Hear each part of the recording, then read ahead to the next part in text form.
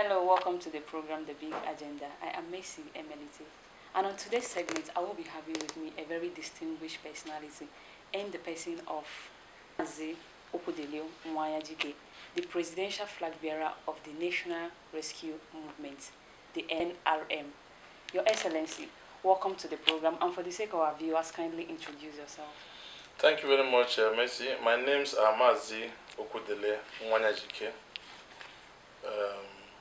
from Imo State, and I'm 52 years old, and I'm the elected presidential candidate of National Rescue Movement, NRM. Okay, sir. We want to know, tell us about yourself and your previous life before you joined the political race. About myself, my previous life, I don't have any previous life. I'm still living the same life. Okay. Just that I have migrated from one obstacle of life to another. In my first obstacle, I'm just a normal human being. I finished my secondary school. I entered into the business world, and I'm doing my business like a normal somebody who's striving to survive. And I am married. I have 3 kids. My wife is expecting another one. And I have traveled around the world. I've traveled almost like 7-8 countries. And I speak about 4 or 5 languages and 3 local African languages. And I am into gold business. I deal in gold, precious metals like solid gold, raw solid gold, like diamond, like emerald, like gemstones, where we buy from most countries in West Africa, like Liberia, like Mali, like Guinea, and we export to our potential buyers worldwide. Our target market is something like UAE, Asia, and sometimes USA.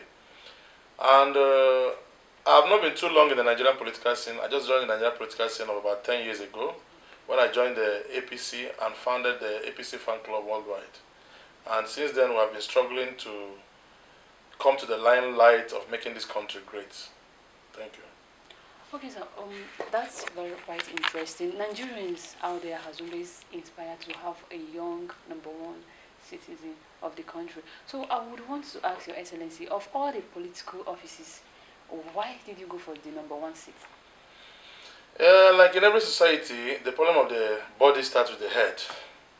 And if I go for House of Assembly, House of Reps, Senate, or even governor, I will not make impact in the whole society as a general.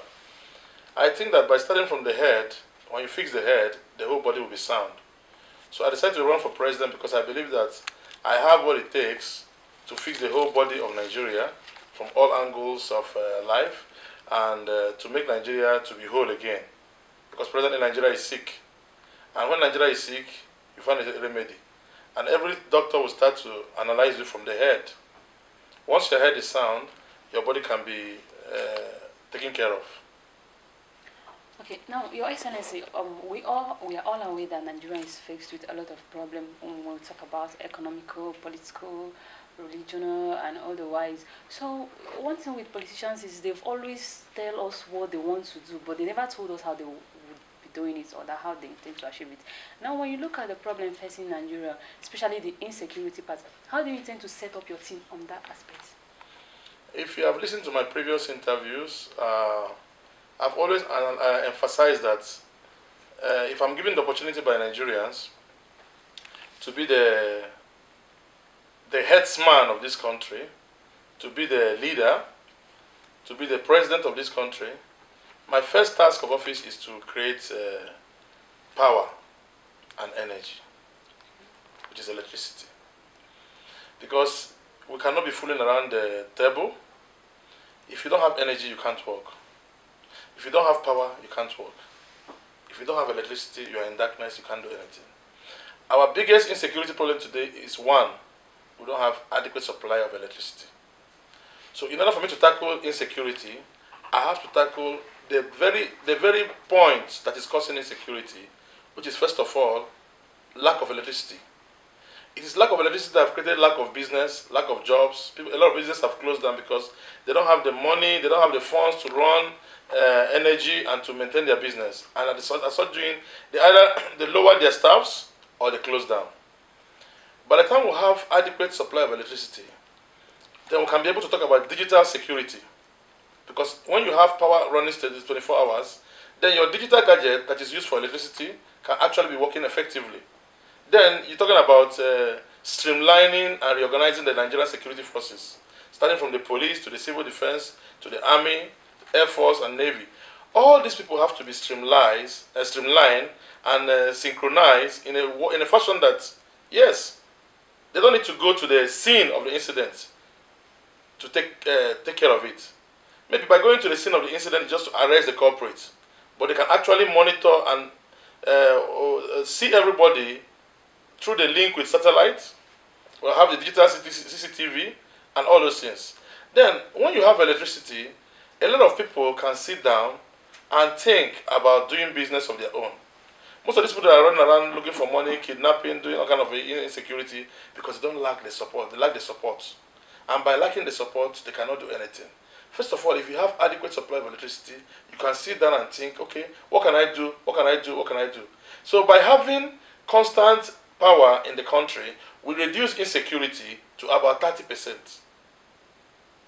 Then we'll talk about the main field of insecurity, which is the one on the ground that maybe electronics cannot handle. What the insecurity we have in Nigeria is not only about killing people, it's not only about kidnapping or herdsmen or Boko Haram. No. We have insecurity in the office. Somebody can be in his office and steal money from the government. That's part of insecurity, which is called corruption. So we have to tackle all these things sequentially, starting from electricity. After electricity, we focus security. Security, we are going to tackle security in parallel with employment, creating jobs. Because when you have a good digital system, you start to create jobs. By creating jobs, like in I mentioned in one of my interviews that I'm going to create 12 million jobs in the first 1 to 2 years. It is realizable because I'm not talking about creating jobs in the civil service, in mostly the private sector. We're going to target the private sector to give them enabling environment, to give them the statistics, to give them the resources to do their business. And a private sector cannot work alone. He or she needs to employ 1 or 2 people. And by so doing, you create more employment. And by creating more employment, you have reduced security again to another 60%. So you're not talking about maybe 10% of insecurity is on the system. You understand? No? That is where you have to reorganize the police force and all the army and all the civil defense them. You reorganize them, employ more personnel, and give them more equipment and good salary, social benefit, welfare benefit, that will give them more encouragement to work without looking at how much they're going to get instantly. And when the police are well equipped and they know that, yes, if I die in my line of duty, my family will be taken care of by the government. When they are assured of that, then we don't have insecurity in Nigeria. Thank you. Okay, Your Excellency, on the part of this insecurity we're talking about as a presidential candidate of the NRM, how would you look at the incident that just took place in Kuje prison? Would you say that, would you blame the government or would you blame the security forces? I think the incident of Kuje prison is a collective blame. The government, the security forces, and the individuals. So everybody is to be blamed. But it is very, very appalling that such incidents happen. You can compare the incident of Kuje and the one that happened last year in Owerri Central Prison, Imo State, whereby those people attacked for more than 2 hours and there was no reaction from any angle. So there is something actually that is wrong. Me and you, we're not in the security forces, we're not in the government. We cannot know what's going wrong. But actually something is wrong, because if something is not wrong, something will have been happened, something will have been done. Whereby nothing was done, that means something is wrong. It's left for the government to fish out the culprit and take care of it. But under our watch, such incidents will not happen. Thank you. Now, we are all aware that the presidency was zoned to the southern east this time around, and I want to ask, looking at P2B's movement, do you have anything to comment on, or do you see that as a threat to your aspiration? First of all, there is no part of our constitution that says the presidency was zoned to the southeast. It's a collective and human fairness and equity that says it's time for a southeasterner to be president. However, for a southeasterner to be president, you must have capable hands. P2B is a capable hand. I'm a capable hand. We have other capable hands from Southeast, like Dumebi, Kachuku, like Zeni Labour Party, Dan Wanyang, they are all capable hands. But the issue is that I'm not scared of P2B. He's not a threat to me. I think I should be a threat to him because my modus operandi is different from his own. You know, in Nigeria, like in another African country, we have the two systems of government, the bourgeois and the radical. If you can watch, we have not been doing what they are doing. Maybe you don't see us on television all the time. We don't make noise going on the street because this is all what the bourgeois does. I mean, we are not like them. So he has his way of operation, I have my way of operation. But we're going to meet at a junction whereby we know, Nigerians will know who is actually the real person that they need. If it is me, Nigerians will vote for me. If it is him, Nigerians will vote for him. But I'm very, very sure that, yes, Nigerians know what is good and what is right. Nigerians need a fresh blood, a new person in politics. Somebody who is not stained, who is not recycled. Somebody who have not been there and be telling us that he can do it better than them. Because if you have not been there, you have a solution to the problem. But if you are there then, and you don't have a solution then, you can't have a solution now. So I think that it's time for Nigerians to wake up and say, yes, this man has been there, this man has been there, this man has been there. For the past 20-something years, you cannot give us a solution to one particular problem in Nigeria, electricity, which means you don't have a solution. Make way for others like me to come and take over and bring our own solution. We have the solution. And we don't need to wait for 8 years or for 4 years to do it. Our solution will start instantly as we take over. You start feeling the impact in the society.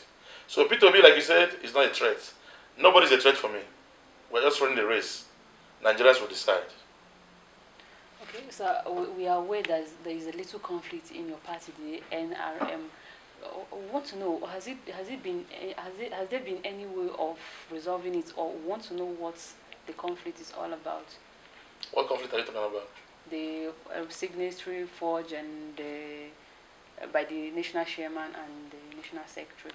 Suspended national chairman you're talking about? Okay, yes. Yeah, there was an incident of attempted forgery by the suspended national chairman, Isaac Kude, and the suspended national organizing secretary, Dirisu Mohammed Issa. They have been suspended by the party because there was an emergency NEC meeting led by the national leader of the party, who is a fan of the party, and DOT chairman, Senator Seydou Dansado, and a collective of more than 2/3 of the NEC members came to Abuja, and they were suspended. An interim committee was set up that will handle and investigate the matter. And the issue of forgery, which is a crime, which is a major crime, has been reported to the police, to the DSS, and the police have taken the first stance of inviting them and detaining them, and they were given bail just yesterday. So the police are doing their work, and we'll leave the police to do their work. By next week, we're continuing the process of investigation by the police, and they have asked us to bring certain documents to back up our claims. In that instance, I think the law must take its course, because a person that commits crime, a person who can indulge into forgery of someone's signature, can also indulge into forgery of anything when he's in government. And we are a rescue movement. We don't have to condone irregularities and corruption and crime in our party. That is why the national leader, in his stance, he stood firm and condemned the issue of forgery. I mean, we are trying to take away corruption from Nigeria. The members of your own household should be taken care of first. They say charity begins at home. So if we cannot take care of our own house, how can we go and tell Nigerians we want to save them from the quagmire of corruption and lack of integrity and crime and all sorts of things? So the police have done a very good work. They are doing, and they continue doing their work by next week. And the law will take its course, and justice must be done. Okay, Your Excellency, I want to know why. I'm aware that you were once a member of the All Progressive Congress, the APC party. What made you leave the party to NRM? There are two factors that made me to leave the party. One factor, which is a major factor, is that I joined APC as a progressive-minded person. And the only reason why I joined APC was because I believe APC can be able to take this power from PDP then and give us a fresh and new Nigeria. I'm not the only one. I'm sure many people around in Nigeria have the same ideology like me and the same belief that yes, once APC come to power, Nigeria will turn around. Things will change for better for us, because we thought that PDP were actually derailing Nigeria, which was true. They were derailing Nigeria. But on the contrary, since APC have come to power, things have not been the way we expected it to be. And if we cannot be there to fight this battle, I mean, it's very, very clear that we cannot fight this battle with them. So we have to fight from outside within. And the only way to fight from outside within is to join another party that can be able to give us that progressive achievement which Nigerians are yearning for. And that's why I joined a national rescue movement. The name as it sounds, rescue movement, is a movement to rescue Nigeria from all sorts of quagmires and bring us back on track. So that's the reason why I decided to pinch my tent with national rescue movement. Thank you. Okay, sir. Now, let's say Nigerians out there has always wanted a younger person to occupy the #1 seat of the country. If Nigerians vote you in, do you have any special plans for the youths and the women? When you say special plans for the youth and the women are part of Nigeria. There should not be any special plan for anybody. There should be special plans for everybody. Okay. Everybody means that the youth will benefit, the women will benefit, the children will benefit, the unborn will benefit, the elderly, the senior citizens will benefit, the disabled, the special citizens we have in our society, they all benefit. Nigeria is meant for everybody. But when we're in power, we're going to create avenues and enabling environment for everybody, youths, elderly, everybody to be able to achieve his or her dream. Because the plan is to make you happy, make him happy, make everybody happy. Whether you're happy in a little way, you're happy. Whether you're happy in a big way, you're happy. The essential thing is that let Nigeria be moving forward. Right now, Nigeria is running around the cycle. And in that cycle we're running around, there's a lot of uncertainties that surround us. We need to remodel Nigeria to the start that Nigeria will start going forward. We can't go back again. We only have to go forward. So when if I'm in charge under my watch, there will not be any special arrangement for the Nigerian youth. Nigerian youth already have their mentality. They already have their capacity.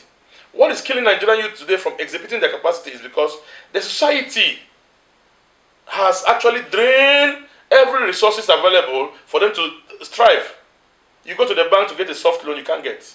The government will talk about all kinds of programs on the TV, but it is not to the reach of the youth.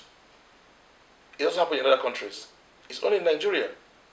I mean, a Nigerian youth who has graduated can be able to walk into a bank with his business proposal, and the bank will give him a soft loan to start up something. And by picking up gradually, the bank have to monitor that, yes, this guy is actually doing well, he has a potential, let's support him more. These are the duties of the bank. But Nigerian bank does not do that. Even if you have the collateral, they will not give you. So Nigerian youths are part of Nigeria. If Nigeria is good, it's the youth that is good. It's not the elderly. The elderly are just sitting down there waiting for us to come and give them what they need. Now it is the youths that will take over. That's why it's called Youth O'Clock. The youth take over. Okay, sir. We want to know why we await the 2023 presidential general election, which is fast approaching. Have you, in any way, being the fact that you started with the first being the #1 citizen of the country, have you in any way impacted the lives of your people, both education-wise and otherwise? Before now, I have been doing all I can do in my capacity. I mean, a man can always give what he has in his capacity. In my little capacity, everybody that comes across my way can testify to you that yes, I've impacted in his or her life. Somehow. It might not be much, but at least when you see me, you can say, this guy has done something for me in my life. I mean, in terms of social support, I've given social support to people that come across my way in my village, in my communities, in wherever I pass through. Even in this Abuja, we have done a lot of social support to people. We have helped people, and we'll continue to helping people. It's not about politics. Not because I'm running for president. When it is embedded in you to help people, whether politics or not politics, you help people. So, in my nature,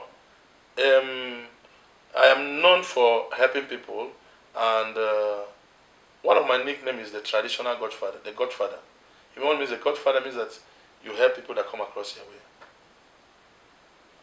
Now, Your Excellency, I want to know, we are all hoping for a better Nigerians, all of us, including my very self. So while we await the presidential general election come 2023, would you want to comment on anything concerning the election?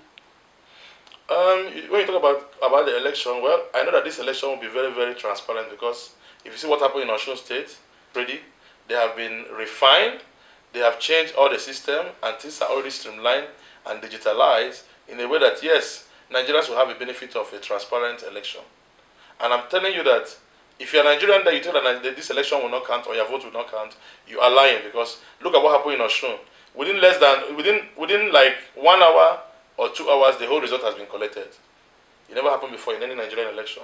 So that shows that INEC has come to give us a good and credible election. So nobody should fear. Go out there, get your voter's card, go and support the candidate of your choice. But if you look at me and now you're watching me on TV and say that I'm your kind of person, go ahead and vote for me. And I'm telling you, if you vote for me, you will not regret it, because by this time next year, Nigeria will be on another level of advancement. Thank you. Thank you so much, Your Excellency. Thank you very You've spoken much. so well, and we hope and wish you success in this race. Thank you Okay, very and much. at this point, we come to the end of the program. And don't forget, our desire is to change Nigeria. And at this point, go out there, get your voters card, your vote counts. So don't forget to follow us on all our social media platforms, on Twitter, Facebook, and of course on Instagram, YouTube at Prime Reporters News, and turn on your notification button to get updates from Prime Reporters News. Your Excellency, we are very grateful. Thank you very much for your audience.